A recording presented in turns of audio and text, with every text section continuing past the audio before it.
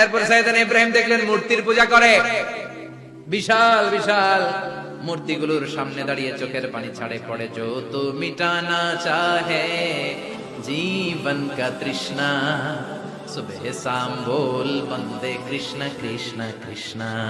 আছে না নাই? মূর্তিগুলোর সামনে যে পড়ে বন্দে মাতরম বন্দে মাতরম, জয় জয় রাম সীতারাম জয় জয়, হরে কৃষ্ণ হরে রাম, ওম নমঃ ভগবতী বাসুদেবায়।